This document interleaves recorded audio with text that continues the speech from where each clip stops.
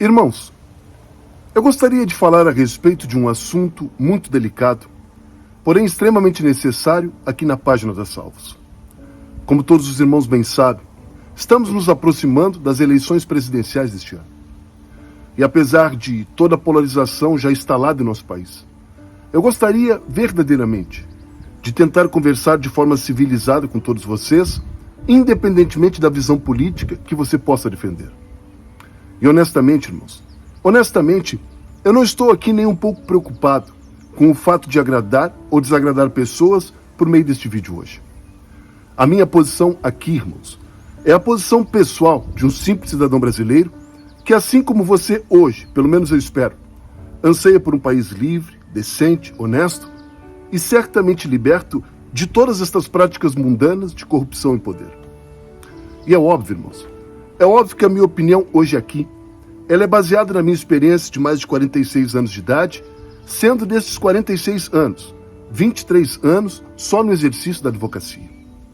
Sim, irmãos, para aqueles que não sabem, eu me entendo por advogado desde o ano de 1999 e exerço a advocacia, o direito, há pelo menos 23 anos como profissão.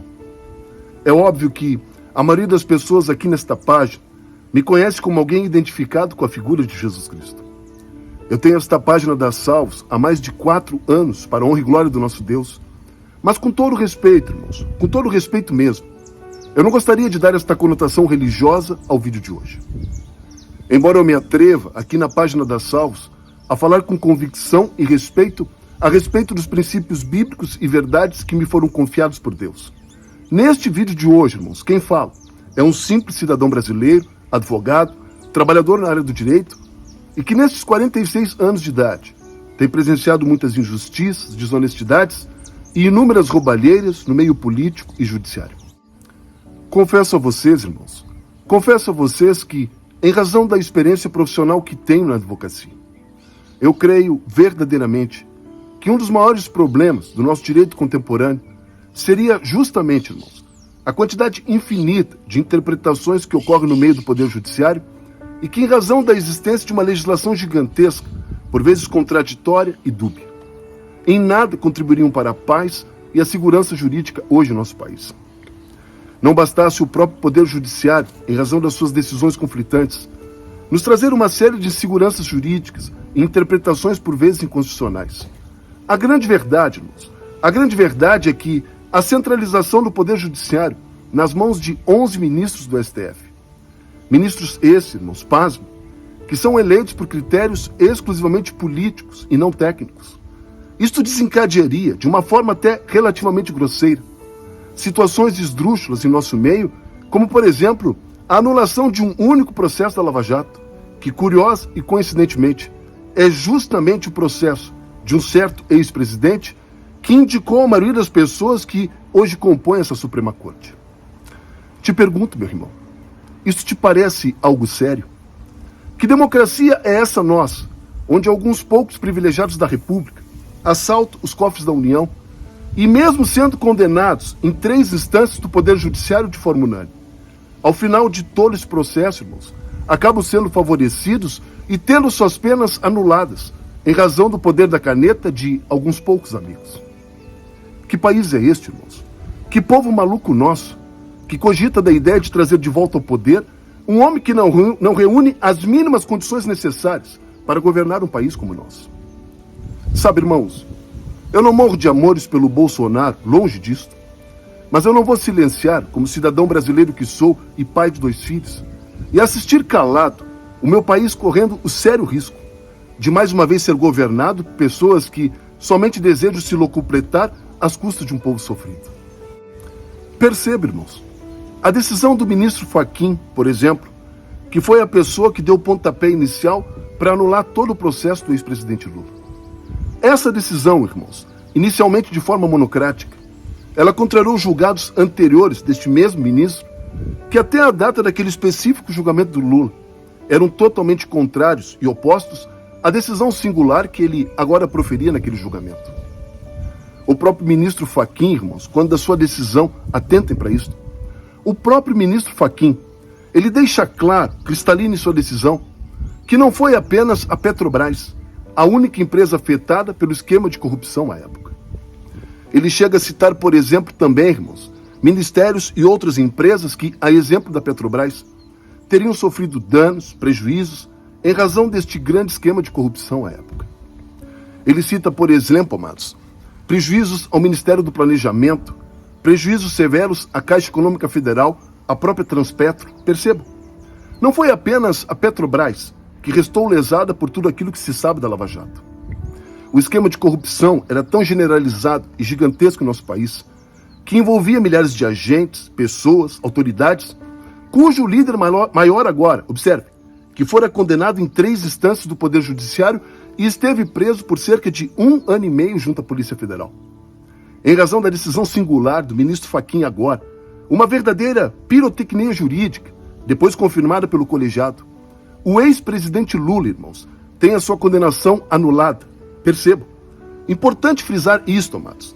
Ele não foi inocentado de absolutamente nada. Porém, graças a essa anulação agora, ele volta ao campo político e, mais uma vez, irmãos, ele busca se aventurar como presidente. Porém, com todo o respeito, irmãos, eu preciso lhes confidenciar um fato ainda muito mais grave. Quando o colegiado do STF confirma a decisão de Fachin e anula as condenações do ex-presidente, estas anulações, irmãos, elas retroagem até a data do recebimento daquilo que se chama de denúncia-crime. E talvez você não saiba, pois você não é advogado, mas o recebimento da denúncia de um crime é um dos fatos interruptivos da prescrição em nosso país. E quando o STF anula os processos, e essa anulação retroage até a data da denúncia, significa dizer que todos os crimes cometidos pelo nosso ex-presidente, atentem, estão hoje literalmente prescritos e, portanto, livres da ação do Poder Judiciário. Quando você anula o recebimento de uma denúncia-crime e determina novamente o início dos trabalhos pelo Ministério Público, a prescrição dos crimes que correm entre o fato e hoje, elas precisam respeitar o prazo prescricional sob pena de morte do processo. E não bastasse tudo isso, irmãos, ainda tem mais uma agravante. Todos nós aqui bem sabemos que o ex-presidente Lula hoje tem mais de 70 anos de idade. E a nossa legislação processual civil prevê para estes casos que o prazo prescricional para estes crimes, ele deve ser reduzido pela metade, ou seja, o ex-presidente Lula, irmãos, pasmo, está literalmente livre de toda e qualquer ameaça hoje do Poder Judiciário. Prescrição, irmãos. Prescrição é ordem de matéria pública em nosso país. Se um crime está prescrito, morre o processo. Simples assim. Parece até mentira, irmãos, mas esta é a triste realidade hoje da nossa justiça brasileira. E é incrível, irmãos. É incrível como a maior parte dos meios de comunicação e imprensa deste país hoje fazem questão de deixar isto debaixo do tapete e, pior, deturpam os fatos, se declaram abertamente favoráveis a um ex-presidente condenado e não fazem outra coisa, irmãos, senão ofender, denigrir e tentar manchar a imagem do nosso atual presidente. Sabe, irmãos, quando eu vejo a maior rede de emissora do nosso país afirmando em pleno canal aberto que milhões de pessoas foram às ruas no 7 de setembro com o intuito apenas de propagar ideias antidemocráticas. Quando eu vejo o ministro do STF, no ápice da sua soberba, afirmar abertamente a quem quiser ouvir que o 7 de setembro seria um divisor de águas para finalmente sabermos o tamanho do fascismo em nosso país. Perceba, quando eu me deparo com uma mídia desonesta, sem escrúpulos, com um STF que perdeu a sua identidade, irmãos, um STF que hoje se sente no direito de legislar, executar e julgar, um STF que não precisa mais de Ministério Público, irmãos, afinal ele mesmo investiga, recebe a denúncia e depois condena. Quanto mais eu vejo essas anomalias no meu meio, irmãos, mais eu me convenço que estou votando na única opção deste país que é capaz de combater tudo isso. A todo momento e hora, observe, essas pessoas acusam o nosso ex-presidente de totalitário, golpista, fascista, genocida. Essas pessoas não têm o mínimo respeito pela autoridade do nosso chefe do executivo. Se apenas por algum momento o nosso presidente fosse de fato aquilo que eles pregam, eu duvido, irmãos. Eu duvido que essas pessoas tivessem a liberdade de expressão que possuem hoje para falar tantas impropriedades e abobrinhas como falam. É como eu falei no início do vídeo, irmãos. Chega uma hora na vida de um homem onde ele precisa necessariamente se posicionar. Não se trata aqui de se posicionar entre o bem e o mal. Até porque aonde eu sei, irmãos, Todos nós temos luz e trevas dentro de nós e somente Jesus Cristo conseguiu passar por este mundo e não cometer sequer um deslize. Estamos aqui falando de opção, posicionamento, escolha.